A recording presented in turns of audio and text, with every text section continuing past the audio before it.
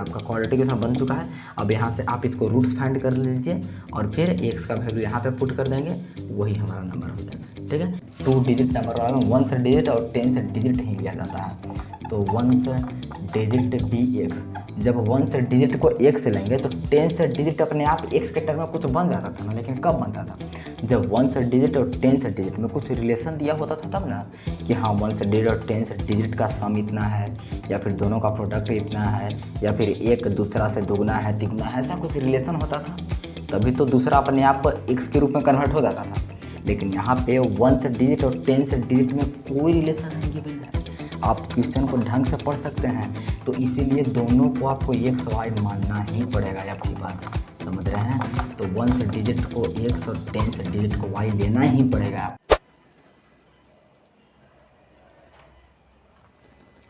Hello friend, तो आज हम लोग क्वाड्रेटिक इक्वेशन का पार्ट 9 वीडियो करने वाले हैं। आज हम इसमें सीखेंगे 2 डिजिट नंबर से रिलेटेड कुछ क्वेश्चन को हम सॉल्व करना सीखेंगे बहुत ही आसान तरीके में। ठीक है, कि आखिर उसका सॉल्व करते कैसे हैं। देखिए, सबसे पहले इसको हम क्वाड्रेटिक इक्वेशन के फॉर्म में रिप्रेजेंट करना सीखते हैं। इसको अच्छी तरह से समझेंगे और क्वाड्रेटिक इक्वेशन के फॉर्म में रिप्रेजेंट करेंगे। उसके बाद आप उसका रूट्स तो निकाल ही लीजिएगा। अगर आपको रूट्स अभी तक फाइंड करना नहीं आता है तो जाकर के पहले रूट्स सीखिए फाइंड करना, कि रूट्स कैसे फाइंड किया जाता है, तभी तो यहाँ तक पहुँचिएगा। ठीक है, तो चलिए आपके सामने कुछ क्वेश्चन दिख रहा होगा, इसको समझने का प्रयास करते हैं। तो देखिए क्या बोल रहा है, a 2 digit number is such that the product of its digit is 14 if 45 is added to the number the digits are reversed. बोल रहा है कि एक 2 डिजिट नंबर है, उसमें सच that the product of its digit, मतलब कि 2 डिजिट के नंबर में 2 गो अंक होगा ना, जिसको 1 से डिजिट और एक को 10 से डिजिट बोलते हैं। जैसे में देखिए हमारे पास यहाँ पे है 48, ये 2 डिजिट का नंबर है, तो इसमें 2 डिजिट है ना, 8 और 4, तो 8 को बोलते हैं 1 से डिजिट और इधर वाला को बोलते हैं 10 से डिजिट। तो ये मैं वही बोल रहा कि 2 डिजिट नंबर में जो 2 गो डिजिट होंगे वो दोनों का प्रोडक्ट 14 गिवन है। मतलब ये दोनों का प्रोडक्ट 14 गिवन है, समझ रहे हैं ना? ये दोनों जो डिजिट होगा नंबर में, वो दोनों का प्रोडक्ट कितना गिवन है? 14। तो सबसे पहले तो हम दोनों नंबर को कुछ लेट कर लेते हैं। तो देखिए, ये हमारा लीनियर इक्वेशन 2 वेरिएबल तो है नहीं कि हमें एक्स और वाई लेट करेंगे, समझ रहे हैं ना? हमको एक ही वेरिएबल लेट करना होगा, तो ऐसे लेट करेंगे। देखिएगा ध्यान से, इसको ऐसे बोलेंगे कि लेट 1 से डिजिट और 10 से डिजिट। देखिए 2 डिजिट के नंबर वाला प्रॉब्लम है, हमेशा 1 से डिजिट और 10 से डिजिट माना जाता है, समझ रहे हैं? तो चलिए 1 से डिजिट मान लेते हैं एक्स, लेट 1 से डिजिट डी एक्स। देखिए एक को अगर एक्स मान लेंगे तो दूसरा यानी कि 10 से डिजिट अपने आप कितना हो जाएगा? देखिए इसको मानने की आपको आवश्यकता नहीं होगी, ये अपने आप कितना हो जाएगा? ध्यान से देखिएगा, हमारा दोनों जो नंबर हैं 1 से डिजिट और 10 से डिजिट, दोनों का प्रोडक्ट कितना गिवन है? 14। ठीक है, तो एगो एक्स है तो दूसरा 14/x होना चाहिए, नहीं? इतना समझ में आ रहा है कुछ? मतलब देखिए, जैसे मैं हम आपको छोटा सा एग्जाम्पल के समझाना चाहता हैं। जैसे मैं 2 नंबर का प्रोडक्ट अगर 18 गिवन हो, अगर 2 नंबर का प्रोडक्ट 18 गिवन है और उसमें से एक नंबर 6 है, तो दूसरा नंबर 3 होना चाहिए, तभी तो 6 3 18 होगा।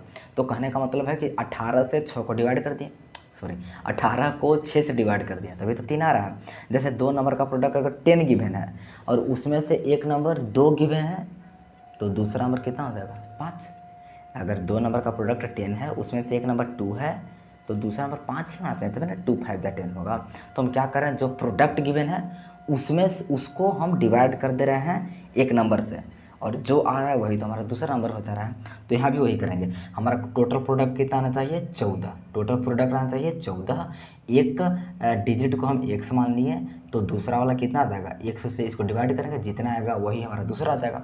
ठीक है, तो 1 से डिजिट को एक्स लिए तो 10 से डिजिट अपने आप 14/x बन गया, समझ रहे हैं? अब देखिए, अब यहाँ से पहले नंबर बनाते हैं कि नंबर पहले बन जाएगा कितना। तो देखिए नंबर की कैसे बनता है, आप सीखे होंगे जरूर नंबर बनाना। 10 से डिजिट में 10 से मल्टीप्लाई करते हैं और 1 से डिजिट में 1 से मल्टीप्लाई करते हैं, फिर दोनों को ऐड कर देते हैं। तो देखिए 10 से डिजिट है हमारा 14/x, इसे मल्टीप्लाई करेंगे 10 से, और प्लस और 1 से डिजिट है x, इसे मल्टीप्लाई करेंगे 1 से, समझ रहे हैं ना? 10 से डिजिट में 10 से और 1 से डिजिट में 1 से मल्टीप्लाई कर देंगे और दोनों को ऐड कर देंगे। थोड़ा सा इसको सॉल्व कर लीजिए, तो ऊपर देखिए यहाँ पे आ जाएगा 140/x आ जाएगा और प्लस x, अगर इसको भी हम जोड़ घटाव करेंगे ना, मतलब फ्रैक्शन वाला ऐड वर्ड आता होगा ना आपको, तो आ जाएगा आपको इतना 140 plus x square upon x, इतना आ जाएगा। अगर आप इसको अच्छी तरह से सॉल्व कर लेंगे तो। कर रहे हैं था नहीं सर इतना सॉल्व, तो ठीक है, तो नंबर हमारा इतना बन चुका है। अब देखिए, अब थोड़ा सा आगे पढ़ते हैं। अब आगे पढ़ते हैं और यहाँ लिखेंगे नाउ, ठीक है, या तो अगेन आप कुछ भी लिखिए ना। तो देखिए क्या बोल रहा है, if 45 is added to the number, मतलब इस नंबर में जो नंबर हमारा आया ना है, अगर हम इसमें 45 ऐड करते हैं तो डिजिट आर रिवर्स, मतलब ये दोनों का दोनों डिजिट रिवर्स मार देते हैं। मतलब अगर हम इस नंबर में 45 ऐड कर देंगे तो बराबर में वो नंबर बनेगा जो डिजिट को रिवर्स करने पर बनता है, ठीक है। तो देखिए ध्यान से देखिएगा, हमारे पास नंबर अभी कितना है 140 plus x square upon x. अगर हम इसमें ऐड कर देते हैं 45 तो इसके डिजिट क्या हो जाते हैं, रिवर्स हो जाते हैं। मतलब अब 1 से डिजिट ए वाला हो गया और 10 से डिजिट ए वाला हो गया, समझ रहे हैं। मतलब कि 1 से डिजिट 14/x हो गया और 10 से डिजिट x हो गया। अब देखिए कि अब कितना नंबर बनता है, वही नंबर हमारा बराबर के इधर बनेगा। तो ध्यान से देखिए, हम क्या बताए थे नंबर बनाने के लिए कि 10 से मल्टीप्लाई करते हैं 10 से डिजिट में, लेकिन अब 10 से डिजिट x हो चुका है क्योंकि रिवर्स मारा है ना, और प्लस करेंगे 1 से डिजिट अब 14/x हो चुका है, तो 14/x में मल्टीप्लाई करेंगे 1 से, फिर दोनों को ऐड कर देंगे। यही नंबर हमारा फॉर्म हो रहा है 45 ऐड करने पर इस नंबर में, ठीक है। चलिए अब दोनों तरफ आपका क्वाड्रेटिक इक्वेशन बन जाएगा, उसके बाद आपको सॉल्व करना है। तो देखिए कितना कितना था, अगर यहाँ से हम कुछ करते हैं ना तो यहाँ पे 45x, इसको भी ऊपर ही ले जाइए, एलसीएम वगैरह लेकर के बट्टा में x बचेगा, ठीक है। इधर देखिए 10x और प्लस 14/x, इस तरह से बचेगा, समझ रहे हैं बात को। अब थोड़ा सा इसको कहाँ सॉल्व किया जाए, थोड़ा सा जगह निकालते हैं। देखिए यहाँ पे इसको हम सॉल्व करने का थोड़ा सा प्रयास करते हैं, आप ध्यान से ज़रा देखिएगा। तो देखिए यहाँ से हम इसको सॉल्व कर रहे हैं, तो ऊपर कितना है यहाँ पे 140 plus x square plus 45x, इधर बच रहा है बट्टा में है x, ठीक है। समझ रहे हैं 45 का कैसे, आप बट्टा में 1 करके आप अगर एलसीएम का निकालेंगे तो यहाँ 45x आ जाएगा। उधर भी अगर बट्टा में 1 करके एलसीएम का निकाल कर फ्रैक्शन वाला ऐड करेंगे तो 10x स्क्वायर प्लस 14 आ जाएगा, और ऊपर कितना हो जाएगा 10x स्क्वायर प्लस 14 और बट्टा में x ही रहेगा, ठीक है। अब यहाँ सॉल्व कीजिए, तो नीचे वाला का तो आप आराम से काट सकते हैं। अब क्या कीजिए कि एक्स स्क्वायर वाला टर्म को एक साथ ले जाइए, तो 10x स्क्वायर इधर है, उसको उधर ले जाएंगे तो 9x स्क्वायर हो जाएगा, ठीक है, क्योंकि plus x square minus x square हो जाता है, और 45x इधर प्लस में अगर उधर जाएगा तो माइनस में हो जाएगा, ठीक है। और इधर 14 है, 140 उधर जाएगा तो माइनस, मतलब इधर 14 है, 140 को उधर ले जाएंगे तो माइनस 140 हो जाएगा। फिर जब इसको घटाएंगे तो कितना आंसर आ जाएगा आपका 124 आता है शायद, या फिर 26, देखिए तो ध्यान से 10 4 6 3 तो हाँ 126 बराबर में आ जाएगा 0, ठीक है। बस अब आप सोच रहे हो कि सबको उधर लेके जाएं, तो इधर क्यों लिखे हैं, यही क्या सोच रहे हैं, देखो ये एक्सचेंज कर दिए, इसमें क्या दिक्कत है, बराबर 0 इधर बनेगा तो उधर बना दिए, कोई दिक्कत नहीं से। अब इसमें से थोड़ा आपको दिख रहा हो कि 9 कॉमन निकाल सकते हैं, तो निकाल लीजिए। इसमें एक्स स्क्वायर बचेगा, इसमें 5x बचेगा, और इसमें अगर 9 कॉमन निकालते हैं तो कितना बचेगा, यहाँ पे अगर 9 कॉमन निकालते ना हैं तो शायद कितना बच है 1 और 4 14 बन जाता है ना, बराबर में 0 हो गया, आपका क्वाड्रेटिक इक्वेशन बन चुका है। अब यहाँ से आप इसको रूट्स फाइंड कर लीजिए और फिर x का वैल्यू यहाँ पे पुट कर देंगे, वही हमारा नंबर हो जाएगा, ठीक है। तो चलिए, अगर आप इसको फैक्टराइजेशन मेथड से सॉल्व करना चाहते हैं तो देखिए आपको कुछ इतना निकल के आएगा, आप इसको ढंग से कीजिएगा, क्योंकि मैंने आपको रूट फाइंड करना बताया है। अगर नहीं आता है तो जाकर पहले रूट फाइंड करना सीखिए, तभी तो यहाँ तक पहुँचेगा। तो इसको अगर फैक्टराइज करेंगे तो 107 और x प्लस 2 बराबर 0, अगर दोनों से बारी बारी को, मतलब दोनों को बारी बारी से 0 बनाते हैं, अगर इसको 0 बनाएंगे तो x बराबर 7 निकलेगा, अगर इसको 0 बनाएंगे तो x बराबर -2 निकलेगा। लेकिन माइनस वाला को नेगलेक्ट करना है क्योंकि यहाँ माइनस में नंबर नहीं है, ठीक है, तो प्लस वाला को ही आपको एक्सेप्ट करना पड़ेगा। तो x बराबर 7 आ गया, ठीक है। अब नंबर जो हमारा था उसमें पुट कर देते हैं, नंबर क्या था 140 plus x square upon x, देखिए तो कितना आएगा 140 प्लस एक्स स्क्वायर, एक्स की जगह पर अब निकल चुका है 7, तो 7 का स्क्वायर हो जाएगा मतलब 49 अपॉन में एक्स, मतलब कि अपॉन में 7।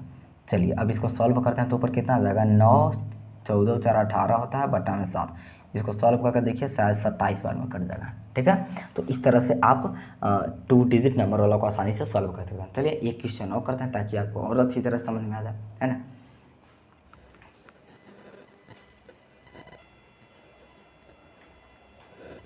तो तो चलिए, ये थोड़ा अमेजिंग सा क्वेश्चन है। क्यों अमेजिंग है वो आपको समझ में आएगा, लेकिन आपको ध्यान से देखना है तभी आपको समझ में आएगा।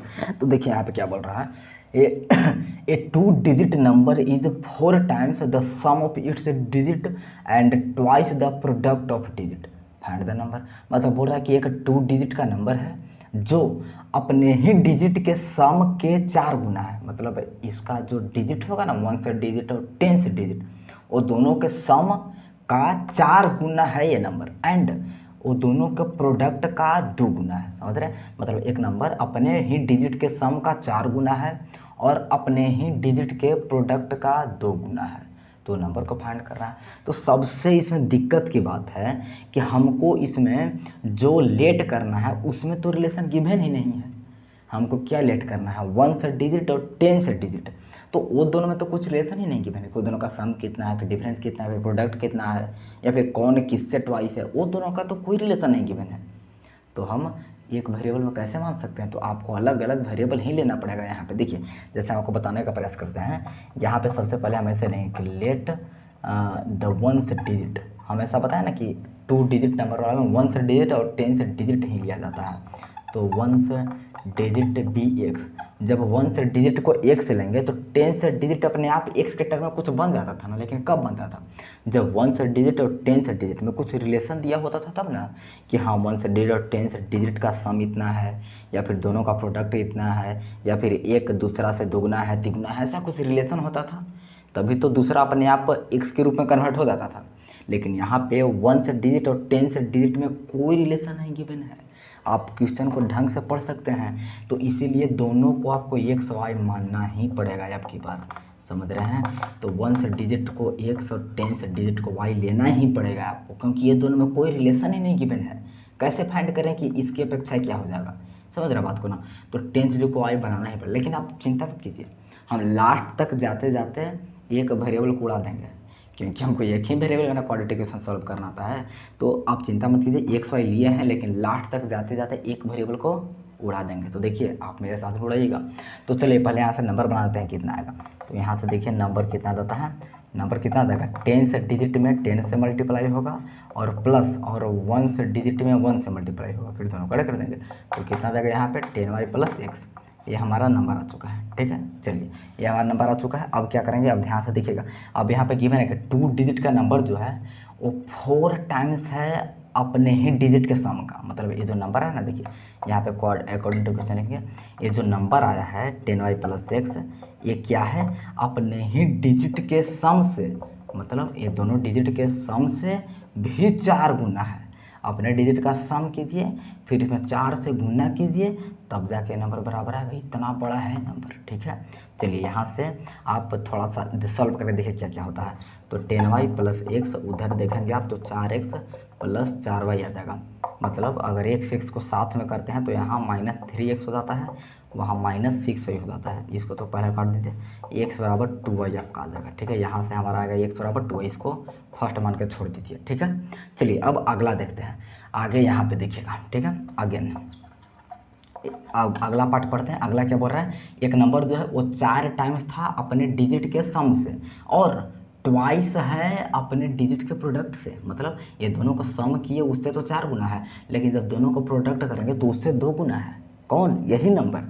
तो फिर से वही लिखेंगे, 10y + x जो है वो दोनों के प्रोडक्ट से, मतलब x × y से भी 2 गुना है। समझ रहे हैं? यहाँ पे सम से 4 गुना था और यहाँ पे प्रोडक्ट से 2 गुना है।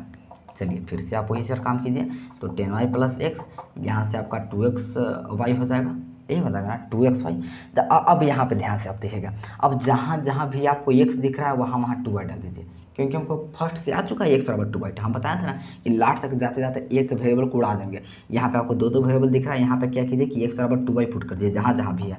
तो यहाँ पे 10y और +x की जगह 2y पुट कर दीजिए। ठीक है, यहाँ पे 2 × यहाँ भी x है, यहाँ पे 2y पुट कर दीजिए, और × y। आप ध्यान से कीजिएगा।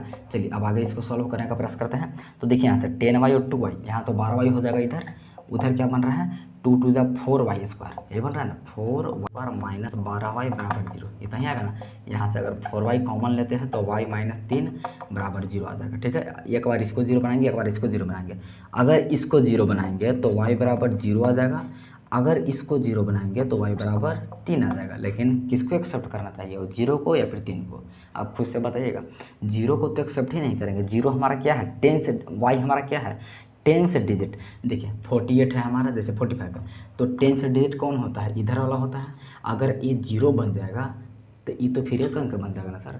बताए ना कि 5 के इधर कितना भी जीरो डालते उससे कोई फर्क ही नहीं पड़ता है, तो 10 से डिजिट तो जीरो होना ही नहीं चाहिए, समझ रहे हैं ना। 1 से डिजिट जीरो हो जाए चलेगा, लेकिन 10 से डिजिट जीरो नहीं होना चाहिए, क्योंकि अगर 10 से डिजिट जीरो हो जाएगा तो फिर ये दोनों नंबर का कोई वैल्यू नहीं है, समझिए, तो फिर एक ही नंबर है, मतलब सिर्फ 1 से डिजिट ही बचेगा, समझ रहे बात करो, मतलब दो डिजिट नंबर अब रहेगा ही नहीं, वो अब एक अंक का संख्या बन जाएगा, ठीक है। तो जीरो को एक्सेप्ट नहीं करेंगे, केवल 3 को एक्सेप्ट करेंगे। तो y बराबर 3 आ गया, तो x बराबर कितना आना चाहिए 6, x यहाँ से आया था ना जो 2 इंटू वाई, तो 2 इंटू वाई करेंगे तो 2 इंटू 3, मतलब x बराबर 6 आ जाएगा। x बराबर भी आ गया, y बराबर भी आ गया, दोनों को इस नंबर में पुट कर दीजिए, क्योंकि फाइनली तो हमको नंबर फाइंड करना है। तो देखिए नंबर हमारा कितना था 10y प्लस x, आप पुट कर लीजिएगा अलग से, y की जगह 3 और x की जगह 6, तो 10 तिया 30 और प्लस 6 तो 36 आपका रिक्वायर्ड आंसर हो जाएगा, ठीक है। आई होप आप अच्छी तरह से समझ गए होंगे, अगर ध्यान से देखे होंगे तभी समझ में आया होगा, है ना। तो चलिए आज लेक्चर को यहीं तक ख़त्म करते हैं, हम जानते हैं थोड़ा सा वीडियो बड़ा हो चुका है, खैर कोई दिक्कत नहीं। अगला वीडियो में हम सीख जाएंगे कि मतलब फ्रैक्शन से रिलेटेड प्रॉब्लम कैसे डील करते हैं, ठीक है। तो ज़रूर आइएगा अगला वीडियो में। Thank you so much.